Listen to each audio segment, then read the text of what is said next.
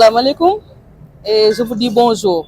Je suis la présidente de la commission féminine des impactés du tronçon du TER de Dakar à Diamniadio. Donc nous sommes venus aujourd'hui pour faire un sitting qui fait partie de nos plans d'action. Parce que ça fait un bon moment, on n'a plus aucune communication avec les autorités présentes. À un moment donné, on a dit qu'on va les laisser le temps de s'installer et de voir les dossiers et maintenant de venir étudier notre cas. On sait qu'à l'époque, le PM, Ousmane Sonko, il faisait partie de nos... quand on faisait nos doléances, il était là pour nous encourager, pour nous soutenir. Mais on a remarqué que depuis qu'ils sont là, il n'y a eu aucune communication. On nous a reçus au niveau de l'APIX, mais ils avaient dit qu'il n'y aurait pas de défaut de communication, mais jusqu'à présent, rien. Ce matin, on a entendu à la RFM, l'un des leurs, qui est du nom de Yadma, dire que tout ce qu'il fallait, ils nous l'ont donné. Et ce qui restait, c'est que Macky Sall nous avait promis des terrains. C'est ça qui reste. Mais même si Macky Sall nous a promis des terrains, eux, ils demandent maintenant où sont les papiers. Moi, je me demande, quand le président de la République reçoit en audience, et que maintenant, nous, on nous demande, c'est écrit où? Alors que quand il parlait, il y avait les autorités, il y avait les DG des impôts, il y avait tous les ministères qui étaient là.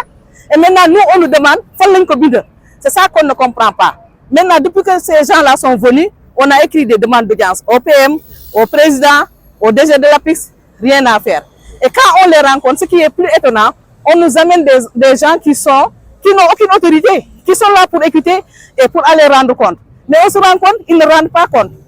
On ne voit aucun PV ni de compte rendu des rencontres qu'on fait. Et maintenant, quand on insiste, on nous dit, c'est écrit où? Dans quel pays nous sommes?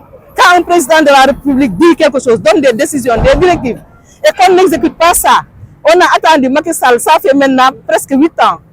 Mais les promesses d'un président, c'est vrai qu'on nous dit que les promesses n'engagent que ceux qui y croient, mais on se dit que quand même on est dans un état de droit, et que si un président dit qu'il va faire ça, il faut qu'on le fasse.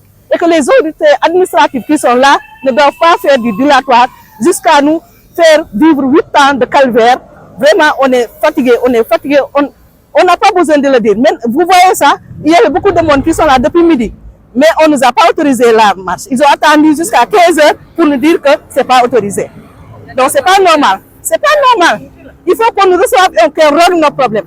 Parce qu'on se voit ici, à l'époque, on donnait aux joueurs des terrains et des millions.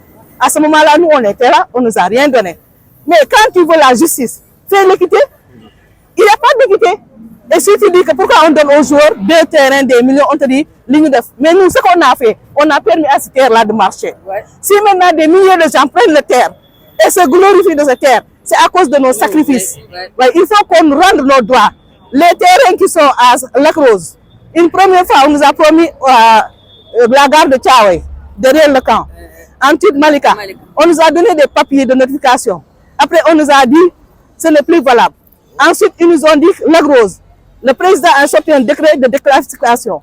On nous a donné ce terrain-là. Maintenant, depuis 2021, ils sont en aménagement. Alors qu'on nous avait dit, octobre 2021, octobre 2022, ceci est fini. Et jusqu'à présent, rien. On est fatigué. Il y a nos gens qui meurent, chaque jour qui meurent. Il y a des jeunes, il y a des vieux, il y a des enfants. Chaque jour qu'il y a un temps, quelqu'un meurt. Ah, c'est pas normal. Ils veulent qu'on meure tous et qu'on nous enterre pour nous donner ce qui nous est dit. C'est ça qu'on ne comprend pas. Et on est là, c'est un cri de cœur qu'on lance. Au PM Ousmane Sonko, qui était là quand on se luttait, au président Diomaye, on a dit Djoubal Djoubanti. Il faut qu'il se lève et qu'il Djoubanti notre cas. C'est ça qu'on veut. Sinon, ce qu'ils verront, ils le verront. On ne va pas dévoiler ce qu'on va faire, mais ils le verront au fur et à mesure qu'on va avancer. Voilà.